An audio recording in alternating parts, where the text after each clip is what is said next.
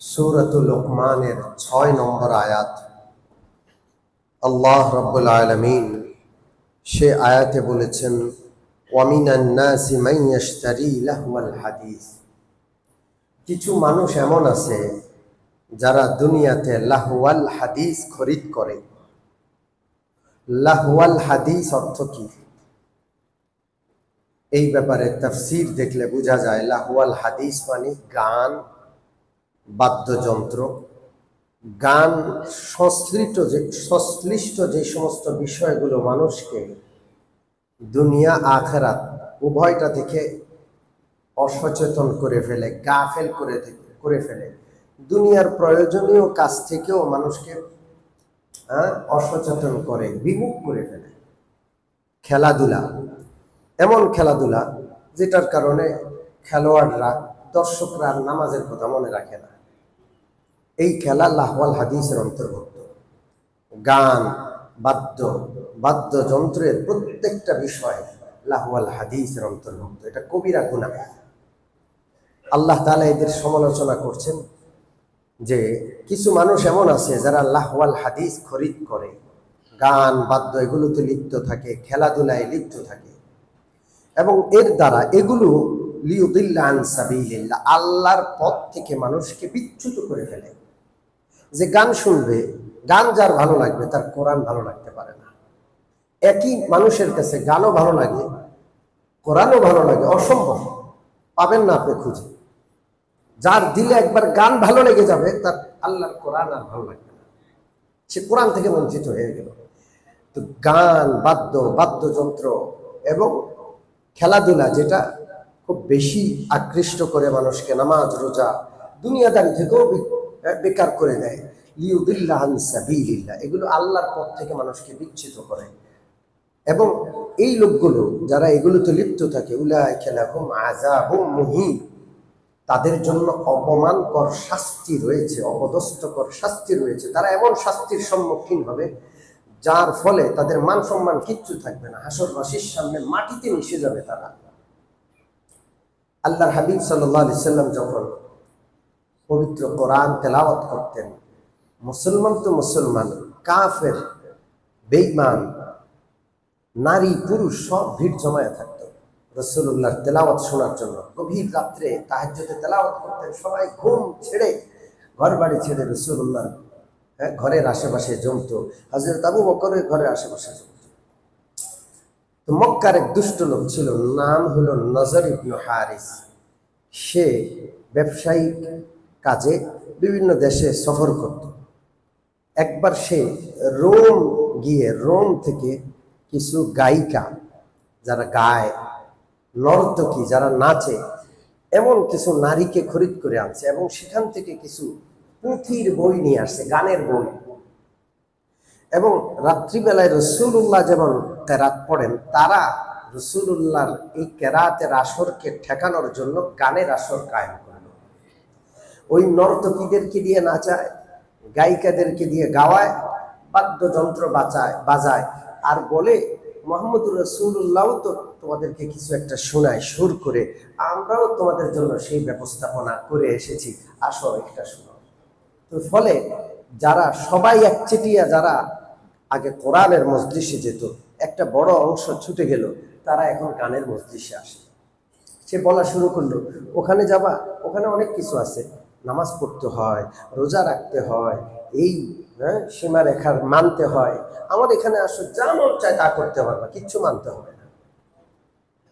সম্মানিত মুসল্লিয়ানে কেরাম, আমরা আজকে গান বাদ্যযন্ত্র থেকে তওবা করতে পারবো না?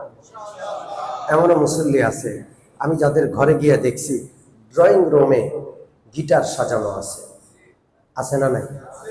এমনও মুসল্লি আছে যারা ছেলে তাদের মেয়েদেরকে গান শিখায়, আছে না নাই? আমরা কি তওবা করতে পারবো না? আপনি আপনার সন্তানকে কবিরা গুনাহ শিখাচ্ছেন, আপনি মনে করছেন আপনার সন্তান আপনাকে ছেড়ে দিবে, আপনাকে কাঠগড়ায় দাঁড় করাবে, আমার বাবা আমাকে গান শিখিয়েছে। এমন প্রতিষ্ঠানে কেন পড়ান যে প্রতিষ্ঠানে আপনার সন্তানকে অপরাধী বানায়?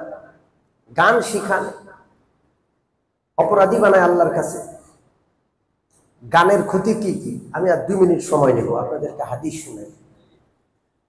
আল্লাহর হাবিব সাল্লাল্লাহু আলাইহি ওয়াসাল্লামের হাদিস মুসনাদে আহমদে রয়েছে, মিশকাত শরীফের 318 নম্বর পৃষ্ঠায়। রাসূলুল্লাহ বলেন, আল্লাহ তাআলা আমাকে কয়েকটা উদ্দেশ্যে পাঠিয়েছেন। রাহমাতাল লিল আলামিন, গোটা বিশ্ববাসীর জন্য আমি রহমত। হুদাল লিল আলামিন, গোটা বিশ্ববাসীর জন্য আমি পথ প্রদর্শক। এবং আল্লাহ আমাকে নির্দেশ দিয়েছেন পৃথিবীতে যত ক্রুশ আছে সব ধ্বংস করে দেওয়ার জন্য। কি ক্রুশ? মুসলমানদের গলায় ক্রুশ ঝুলে, এরকম অবুঝ মুসলমান আছে না নাই? ক্রুশ ঝুলায় রাখে। ক্রুশ মিটানোর জন্য রাসূলুল্লাহ এসেছেন। আর কি মিটানোর জন্য? অবিমাহতিল মাজামির ওয়াল আওসান ওয়াস সুলবি ওয়া আমরিল জাহিলিয়া, যত বাদ্যযন্ত্র আছে পৃথিবীতে সব ধ্বংস করার জন্য আল্লাহ রাসূলুল্লাহকে পাঠাইছে। আর আপনি রাসূলুল্লাহর উম্মতি হইয়া আপনার ঘরে ঘর সাজাইছেন, ঘরের শোভা বৃদ্ধি করেছেন বাদ্যযন্ত্র দিয়া। মুসলমানের সন্তান আগে বুকে কোরআন ঝুলানো থাকতো, এখন মুসলমানের সন্তান কোরআন ঝুলায় না, পিঠের মধ্যে গিটার ঝুলায়। এটাকে অহংকার মনে করে, গর্বের বিষয় মনে করে। এরপরে আল্লাহ রাসূল সাল্লাল্লাহু আলাইহি সাল্লাম আলো বলেছেন, কিয়ামতের আগে এমন একটা সময় আসবে আমার উম্মত গান বাদ্যকে বৈধ মনে করবে। এটা যে হারাম, হারামকে হালাল মনে করা কুফরি। কেউ গানকে হারাম মনে করে তারপরও গান গায়, সে কবিরা গুনাহ করলো।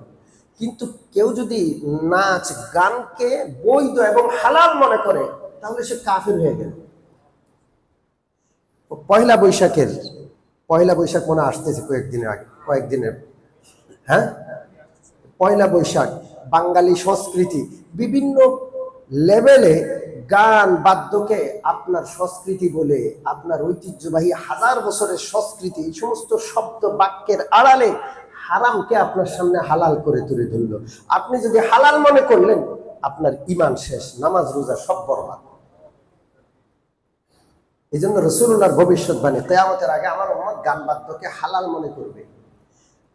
আর 2টা হাদিস বলবো। রাসূলুল্লাহ বলেন, কিয়ামতের আগে এমন সময় আসবে আমার উম্মত শরাব পান করবে, আর সামনে নর্তকীরা নাচবে, গায়িকারা গাইবে, গান নাচ দেখবে আর শরাব পান করবে। আল্লাহ রাসূল বলেন, এদের চেহারাগুলোকে আল্লাহ শূকর আর বানরে রূপান্তরিত করে দেবেন, আকৃতি বিকৃত হয়ে যাবে।